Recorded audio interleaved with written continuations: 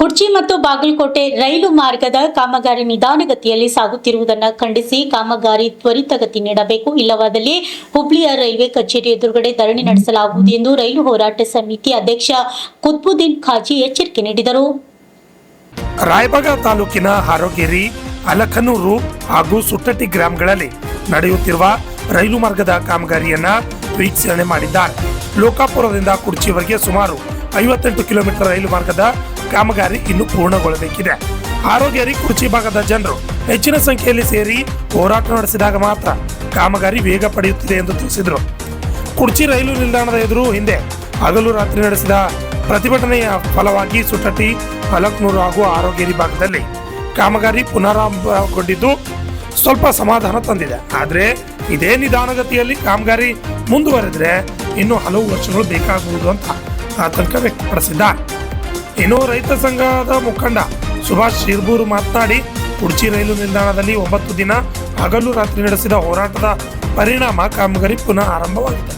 ಕಾಮಗಾರಿಯನ್ನ ತುಂಡು ಗುತ್ತಿಗೆ ನೀಡುವ ಮೂಲಕ ತ್ವರಿತವಾಗಿ ಪೂರ್ಣಗೊಳಿಸಿದ್ರೆ ಮತ್ತೆ ಹೋರಾಟ ಮುಂದುವರಿಸಲಾಗುವುದು ಎಂದು ತಿಳಿಸಿದ್ದಾರೆ.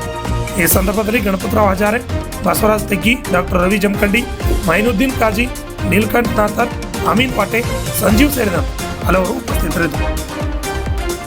ಶಶಿಧರ್ ಕೋಗಡ್ನೂರ್, ರಾಜ್ಯ ಕನ್ನಡ ನ್ಯೂಸ್, ಚಿಕ್ಕೋಡಿ.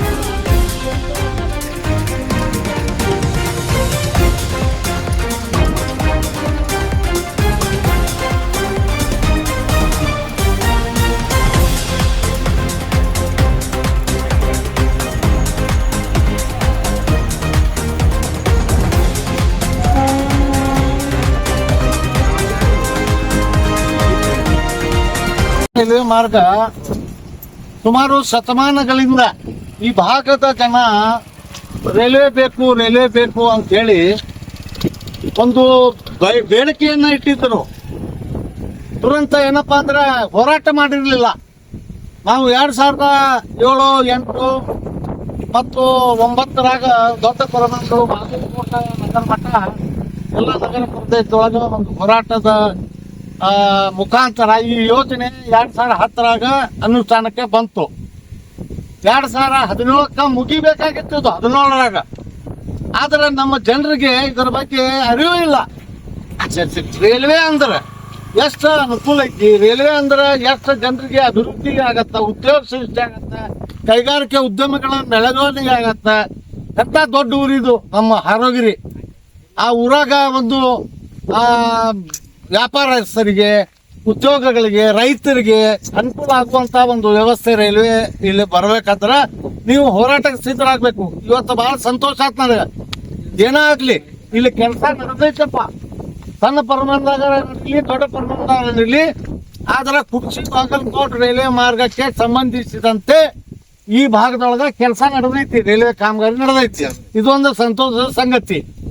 ಈಗ ಸಣ್ಣ ಪ್ರಮಾಣದಾಗ ನಡೆದೈತಿ. ಮುಂಬರುವ ದಿನಗಳೊಳಗ ನೀವು ಎಲ್ಲರೂ ಹಾರೋಗೇರಿ ಅವರು, ಕುರ್ಚಿ ಅವರು, ಸುತ್ತಟ್ಟಿ ಅವರು, ಆಮೇಲೆ ತೇರದಾಳದವರು ಎಲ್ಲರೂ ನೀವು ಸೇರಿ ಒಂದು ದೊಡ್ಡ ಪ್ರಮಾಣದಾಗ ಹೋರಾಟ ನೀವು ಮಾಡಿದ್ರೆ ನಾನು ಹೇಳ್ತೀನಿ, ಇದು ಕೆಲಸ ಏನು ಸಣ್ಣ ಪ್ರಮಾಣದಾಗ ನಡೆದೈತಿ, ದೊಡ್ಡ ಪ್ರಮಾಣದಾಗ ನಡೆದು ಮುಂಬರೋ ದಿನಗಳು. ಈಗ 10 ವರ್ಷ ಲೇಟ್ ಆಯ್ತು. ಏನಾಯ್ತು, 17 ಮುಗಿಬೇಕಾಗಿತ್ತು, 27 ಆದ್ರೂ ಮುಗಿಲ್ಲ ಅಂದ್ರೆ 1,000 ಕೋಟಿ ರೂಪಾಯಿದಾಗ ಬಂದಿತ್ತಿದು.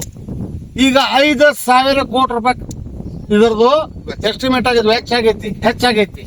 ಅದಕ್ಕೆ ದಯವಿಟ್ಟು ನಾ ಜನರಿಗೆ ಕೈ ಮುಗಿದ್ ಕೇಳ್ಕೊತೀನಿ, ರೈತರು ನೀವು ಭೂಮಿಗೆ ರೊಕ್ಕ ತಗೊಂತೀರಿ, ಮತ್ತೆ ಹೆಚ್ಚಿನ ರೊಕ್ಕ ಬೇಕಂದ್ರೆ ನ್ಯಾಯಾಲಯದಾಗ ನೀವು ನ್ಯಾಯಾಲಯದ ಆದೇಶದಂತ ನಿಮ್ಗೆ ರೊಕ್ಕ ಸರ್ಕಾರ ಕೊಡ್ತೈತಿ.